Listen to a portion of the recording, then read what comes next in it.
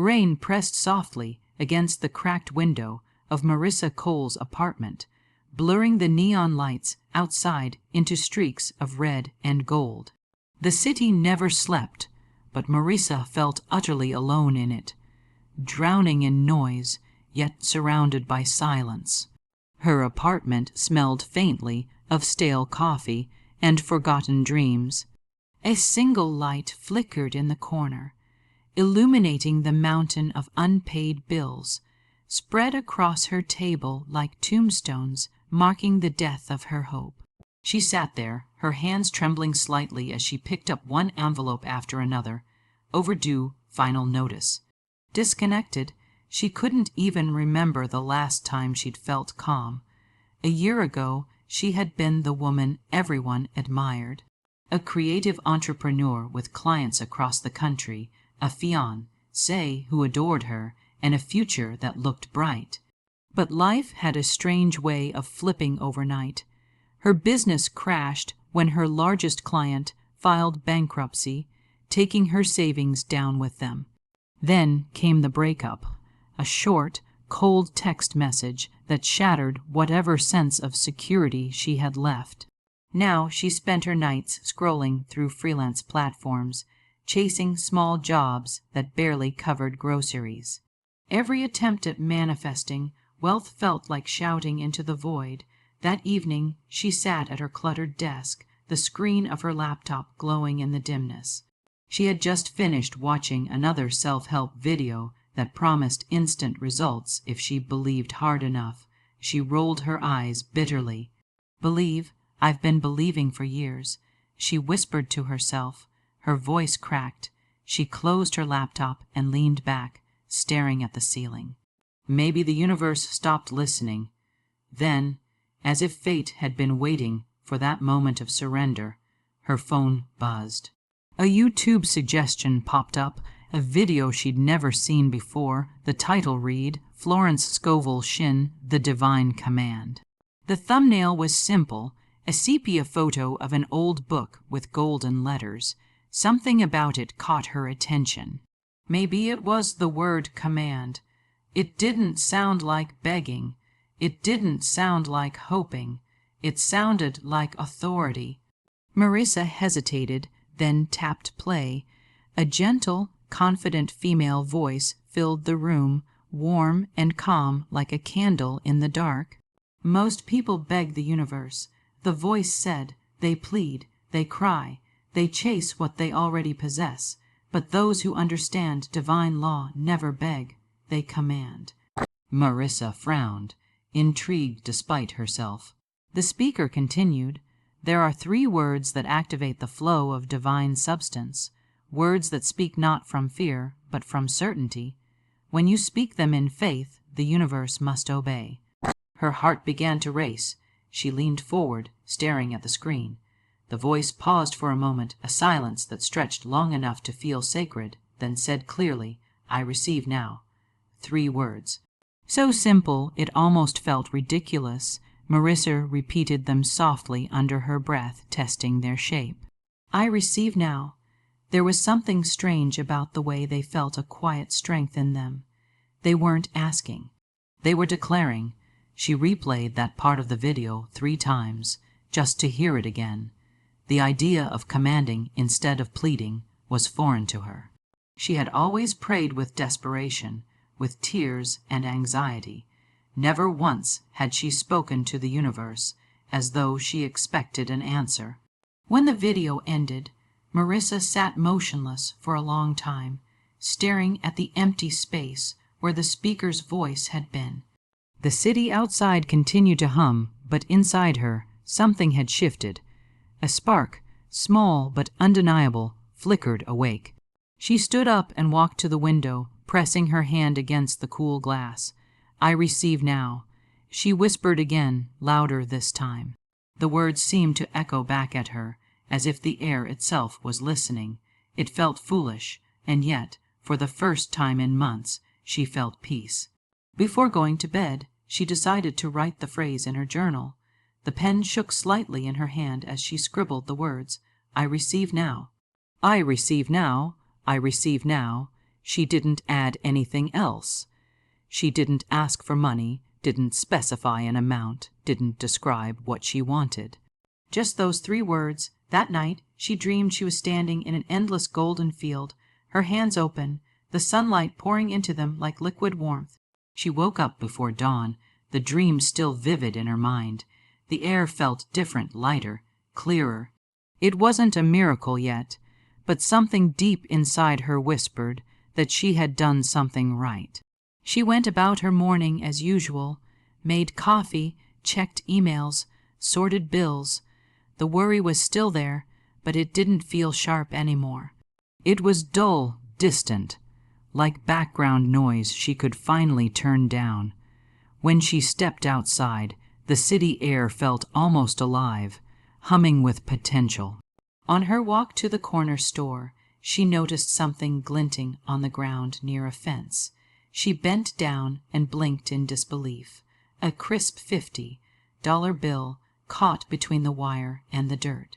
She laughed not because it was much, but because it felt like a wink from the universe. As she walked back home, she felt lighter, almost giddy. She set the bill on her table beside her journal, right next to the words "I receive now." It looked like proof, small but real. Later that afternoon, she opened her email to check for freelance replies. Among the usual rejections and spam, one message stood out. The subject line read, "Urgent project, are you available?" Her heart skipped. It was from an old client she hadn't heard from in 2 years. He wrote, "Marissa, I need someone trustworthy and fast. This is a big campaign. You were the first person I thought of. Can we talk today?" She reread it 3 times, her hands shaking. The timing was too perfect. Just last night she had spoken those 3 words for the first time. She whispered them again now, barely breathing, "I receive now." As she stared at her screen, she remembered something Florence's voice had said in the video. The divine never delays. The moment you declare, the universe begins rearranging itself to deliver. Marissa didn't fully understand how or why it worked. She only knew she felt something new stirring, something like trust. For months, she had been drowning in the chaos of survival, speaking words of fear and failure. But now, with those 3 words, it was as though she had stepped into a new current, one that didn't require her to swim so hard. That evening, she looked around her small apartment with softer eyes. The clutter was still there, the bills still waited, but they no longer defined her. She whispered one more time, letting the words fall gently into the stillness, "I receive now." And as she turned off the light, she didn't feel desperate anymore. She felt expectant, as though something invisible had finally started moving in her favor. The morning sun streamed through the thin curtains of Marissa's apartment, painting the walls in soft gold. She woke up before her alarm, feeling unusually refreshed. For months, every morning had felt like a burden, a reminder of what she had lost. But now there was a quiet hum in the air, something she couldn't quite name. She poured herself a cup of coffee and stood by the window. The city looked the same as it always did, yet it felt different. Or maybe she was different. She pressed her palm to the glass and whispered the 3 words again, with a little more confidence this time. "I receive now." Her voice carried a tone she hadn't heard from herself in a long time. It wasn't pleading. It wasn't hopeful in the desperate way it used to be. It was calm, steady, like an order given in love, not fear. She repeated it again as she got dressed, as she brewed her second cup of coffee, as she checked her inbox. It was as if those words had become the rhythm of her breathing. In her email, she saw the message from her old client, the one that had arrived the night before. She almost thought she had dreamed it. With trembling fingers, she opened it again. "Can we talk today?" it said. Attached was a detailed brief for a design campaign for a luxury brand, something that could easily cover her bills for months if it went well. She read it twice, her pulse quickening. The client had always been kind but demanding, and she hadn't spoken to him in years. Still, she decided to respond immediately. Yes, she wrote simply, "I'm available today." Within an hour, her phone rang. The conversation flowed easily, almost as if they had never lost touch. The client mentioned that the company was in urgent need of someone reliable. "We thought of you first," he said. "We can pay your full rate up front if you can start tomorrow." Marissa nearly dropped the phone. Up front, that word hit her like a blessing. She agreed, trying to keep her voice calm even as tears threatened to rise. When the call ended, she set the phone down and pressed both hands to her face. "Thank you," she whispered to no one in particular. Then, out loud, she said it again. "I receive now." That became her anchor. Every morning, she started her day with those words. She didn't just say them anymore, she felt them. She spoke them with intention, as if she were pressing a key that unlocked unseen doors. Her energy changed, and people began to notice. Her landlord, who had been cold and impatient, suddenly grew kinder. One day, he even told her not to worry about rent until her next payment came through. "You've always been good for it," he said with a smile. She walked back into her apartment dazed. How quickly everything was beginning to shift. The design job turned out to be massive. She poured her heart into it, but unlike before, there was no anxiety pushing her forward. Her focus came from peace, not panic. She worked with quiet confidence, trusting that everything she needed would flow in perfect time. And it did. Her client was thrilled, and before the project was even finished, he referred her to 2 more companies. Money started arriving faster than she could track it, but more than the money, it was the sense of alignment that felt miraculous. The world no longer felt like something she had to fight against. It felt like it was finally working with her. She could sense invisible forces arranging opportunities in her favor. The same streets she had walked in despair now felt alive, full of promise. She caught herself smiling at strangers for no reason. One evening, as the city lights flickered on outside her window, she sat with her journal and wrote the words that had started everything. "I receive now." She stared at them for a while before writing below. Receiving doesn't mean taking, it means allowing. It was the first time she truly understood what Florence Scovel had meant. For so long, she had begged and worked and forced, but real manifestation wasn't about effort, it was about permission. She had stopped asking the universe for help and started allowing it to help her. That same week, she received a message from an old friend named Hannah. They hadn't spoken in years. "Hey," the message read, "I'm starting a new interior design company, and I need a branding partner. Would you be interested?" Marissa laughed when she saw it. It was becoming almost comical how the opportunities kept finding her. She replied immediately, "Yes, I receive now." Still, she knew from experience that faith was often tested. And her test came sooner than she expected. 2 weeks later, the payment for her largest project was delayed indefinitely due to a client's budget freeze. The email landed like a weight in her chest. Her rent was coming up again, and even though she had other work, this one was supposed to carry her through comfortably. The old Marissa, the one who had lived in fear and struggle, would have panicked. She would have written frantic emails, called the client every hour, tried to control everything. But this time she caught herself.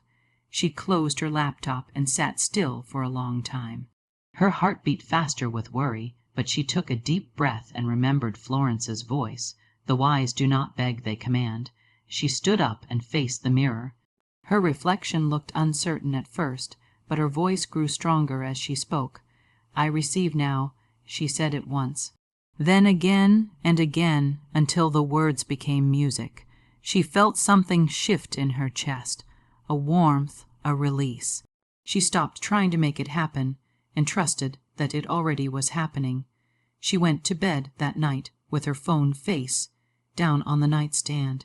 For the first time in a crisis, she didn't chase the solution. She surrendered. At dawn, her phone buzzed. She blinked sleepily, reached for it, and saw an email notification. Her client had written back. The subject line read, "Payment processed." She sat up, staring at the screen in disbelief. When she logged into her account, her jaw dropped. Not only had the payment gone through, but it included an unexpected bonus, a thank you for her patience and outstanding work. The total was over $47,000. Tears rolled down her cheeks as she pressed her palms together. "Thank you," she whispered. "I receive now." In that quiet moment, she understood that this wasn't luck. It wasn't coincidence.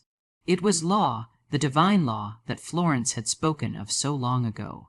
Her words had become commands written into the fabric of reality, and reality had obeyed. From that day forward, she carried herself differently, not with arrogance, but with divine certainty. When things went right, she said, "I receive now." When things wavered, she said it again. It became her way of aligning herself with the flow of life. And each time she did, the universe responded not with chaos, but with grace. Marissa no longer felt like a victim of circumstance. She had become the conductor of her own symphony, using 3 simple words as her instrument. "I receive now." Each syllable was a note of faith, and the music it created was abundance itself. Months passed, and Marissa's world transformed in ways she could never have planned. Her business flourished, her confidence radiated, and her days moved with a graceful rhythm, a dance between effort and surrender. The phrase "I receive now" had become her silent mantra, a sacred key she carried in her spirit, yet deep within her heart she sensed there was more. Florence Scovel's teachings had never been about wealth alone. They were about divine alignment. And Marissa, though surrounded by new prosperity, began to feel a quiet calling to something even greater than success. It began on a gray afternoon. The rain had come down in soft sheets, tapping against the windows like a lullaby. Marissa sat in her studio, surrounded by sketches and fabrics, feeling a familiar restlessness, the kind that didn't come from lack, but from the stirring of growth. She closed her eyes and breathed deeply. "Show me." She whispered to the unseen presence she had learned to trust. What's next? There was silence at first, just the steady hum of the rain. Then, almost imperceptibly, a thought surfaced, not in her mind, but in her spirit. It was gentle, yet commanding, as if spoken by a voice both ancient and loving. "Give what you have received." Her eyes opened slowly. "Give," the word echoed through her, unsettling yet peaceful at once. For a moment she resisted. She had just found stability, finally built a foundation after years of scraping by. But something in her knew that divine laws always moved in cycles, giving and receiving, inhale and exhale. Her wealth wasn't meant to sit still, it was meant to flow. That night she journaled for hours, reflecting on all that had changed. She remembered Florence's words, "Man must make the first move. When he obeys spiritual law, the universe rushes to meet him." Marissa smiled softly. She knew what she had to do. The next morning, she walked into a small cafe on the corner of 7th Street, one she used to visit back when she could barely afford a coffee. The owner, Rosa, recognized her immediately. "You look different," Rosa said with a grin. "Happier." "I am," Marissa replied, and she meant it. As she sipped her drink, she listened to Rosa talk about the struggles of keeping the cafe open. Business had been slow, bills were piling up, and she was thinking of closing by winter. Something tugged at Marissa's heart. Without overthinking it, she reached into her purse and took out an envelope she had prepared that morning. Inside was a check, a significant amount, enough to cover Rosa's rent for the next 2 months. "Rosa," she said gently, sliding it across the counter, "this is for you." The woman's eyes widened. "Marissa, I can't." "Yes, you can," she interrupted softly. "I receive, and so do you. That's how this works." Tears welled in Rosa's eyes as she took the envelope. "I don't know how to thank you. You just did." Marissa smiled. "Now go tell your dream it's still alive." As she left the cafe, the rain had stopped. The air felt lighter, charged with something she couldn't describe. Her heart expanded, full yet weightless. She had learned that the true power of receiving was in giving from overflow, not from fear, not from lack, but from faith. Over the following weeks, she started a quiet mission. She began mentoring young designers who reminded her of herself years ago, nervous, talented, but lost in self-doubt. She taught them not just design, but Florence's principles of spiritual law. She would smile and tell them, "You're not creating art, you're creating vibration.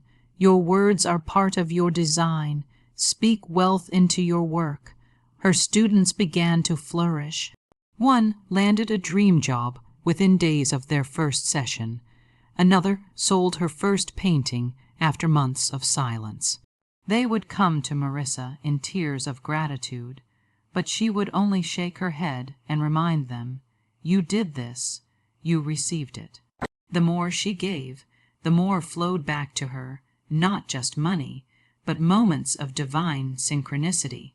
Unexpected invitations, collaborations, even a publisher who reached out asking if she would write a book on creative prosperity. The offer came with a 6-figure advance.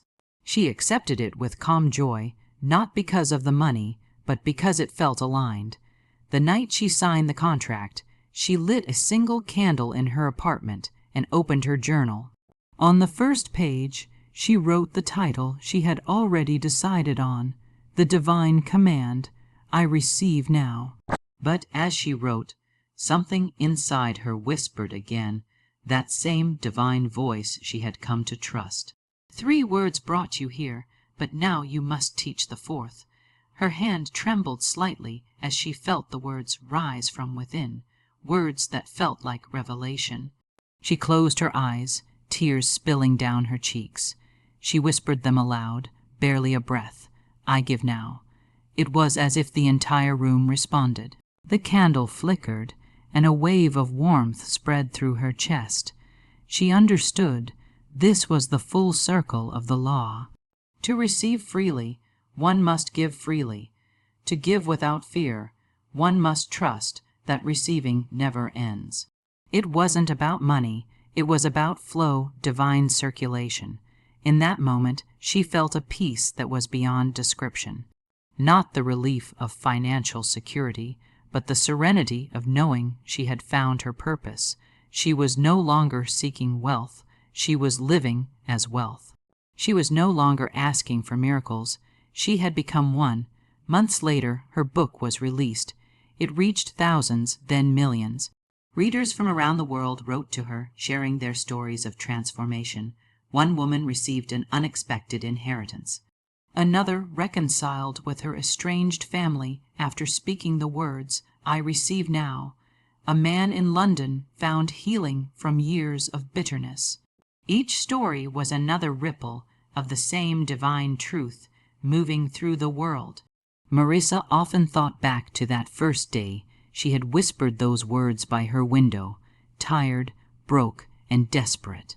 She smiled now at how gently the universe had led her from scarcity to surrender, from asking to allowing.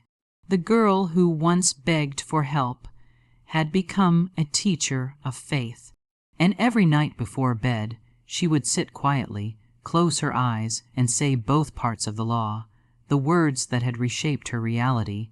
"I receive now, I give now." Sometimes she could almost feel Florence Scovel's presence in the stillness, like a quiet breeze moving through time. She would smile softly and whisper, "Thank you for the command," because Marissa finally understood that the divine never withholds. It only waits for the heart to stop pleading and start believing, to stop chasing and start commanding. And so she lived day by day in that golden balance between giving and receiving, not rich or poor, not high or low, but deeply, unshakably aligned. The law had never been hidden. It was simply waiting for her to speak it.